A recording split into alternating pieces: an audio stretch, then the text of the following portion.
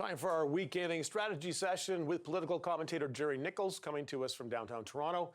In Regina, we have Sally Hauser, an associate principal with Navigator, and Sarah Bain, a Liberal strategist, is here with me in the studio. And I want to ask you all about these messages of condolence over the Christchurch killings from a Conservative leader, Andrew Scheer, because he's getting a lot of blowback online for this tweet this morning when he said, "Freedom has come under attack in New Zealand as peaceful worshippers are targeted in a despicable act of evil. All people must be able to practice their faith freely and without fear." No mention there of mosques, no mention of Muslims, no mention of Islamophobia. And that drew a lot of flack, including from Andrew McDougall, Stephen Harper's former communications director. Then, a few hours later, a new, fuller statement from Scheer referring to this as a terror attack on mosques and Muslims. So, Jerry, what is going on here in Scheer's office that they can't even get a condolence message right on the very first try? Yeah, I think, Glenn, that this is this is a cautionary tale for anybody who's in political communications, because we're living in a world today where information travels at lightning speed velocity, much quicker than ever before in history, which means that something happening in New Zealand, we learn about it almost on a real-time basis.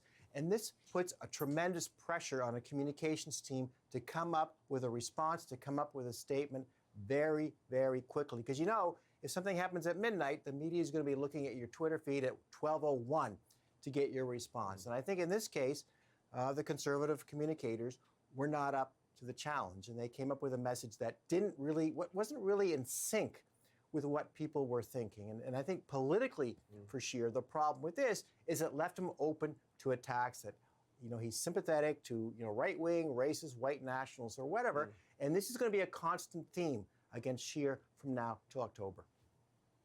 Yeah, and some of that attack was friendly fire, as I said, from Andrew McDougall, which was pretty damaging.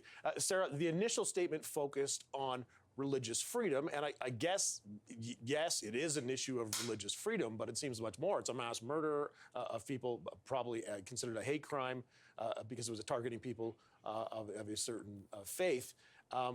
Is that really the right tone he should have taken on that first go-round?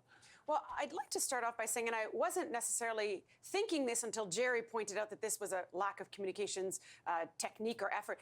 This shouldn't be a communications act. This should be what you believe in. And that's what the difficulty is, and why Mr. Scheer keeps on getting himself into trouble whenever a subject like this comes up, because he plays both sides of it. And I think that the backlash comes not necessarily from what he said, but because he constantly says the same thing, where he doesn't say to members of his party who have clearly indicated that they are either racist, they have hatred because of race or religion.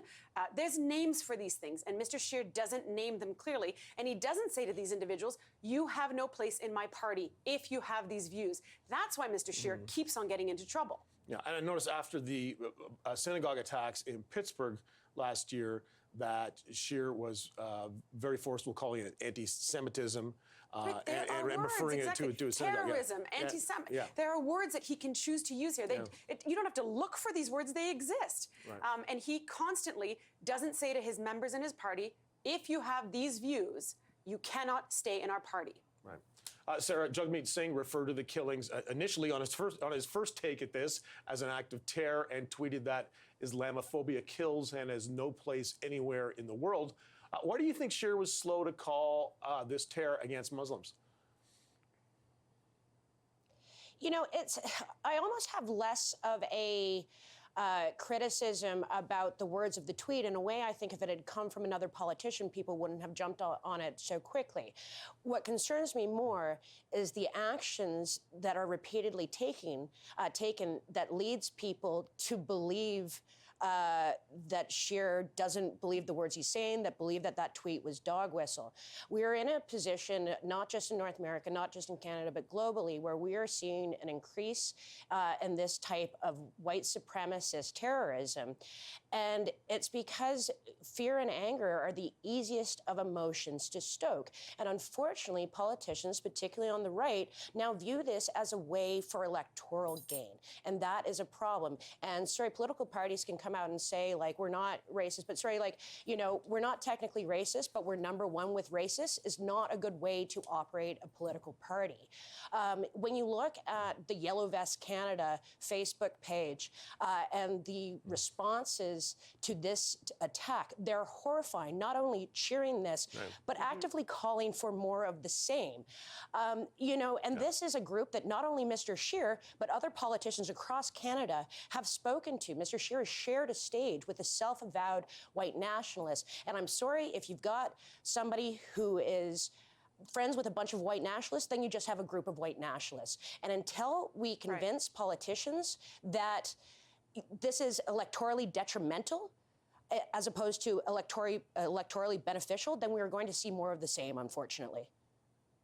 Right. Okay, let's pivot to the domestic here. We have a budget scheduled for Tuesday, but there's been lots of speculation in Ottawa that the Prime Minister will make a small shuffle of the cabinet before that, possibly on Monday.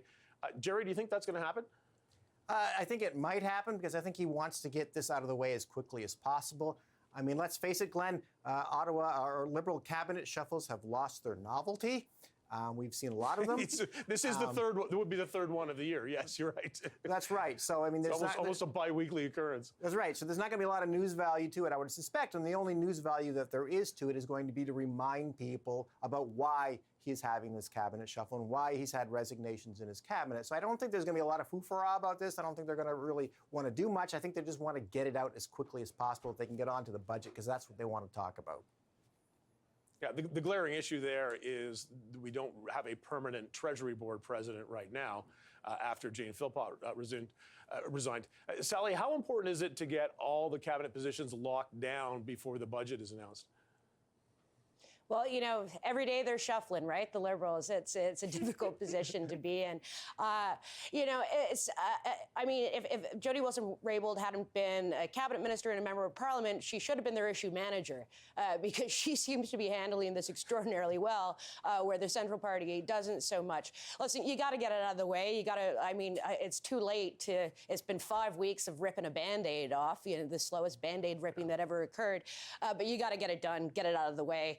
That's all you got to do. You got to fill the positions. But I'd be thinking very carefully about who goes in the right places and also like whose feelings are going to be hurt this time around if they don't get what they want. Sarah, these cabinet shuffle games are always complicated, and there's always lots of speculation about who's going where. Obviously, Treasury Board is the priority. Somebody's going to move into Treasury Board fairly senior. I would imagine that's going to create another opening. What's the ripple effect here? Right. Well, a huge ripple effect, of course. And it is an opportunity to then, to Sally's point, it's not exactly what she said, but what I was picking up on is cabinet positions are also an opportunity to give, to reward for loyalty.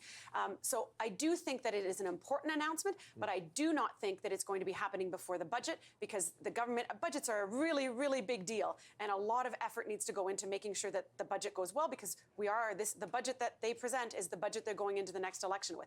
So I would say, I think they need to let the agenda be the budget next week. There's a department behind Treasury Board. There is a minister in that position right now. There's a parliamentary secretary.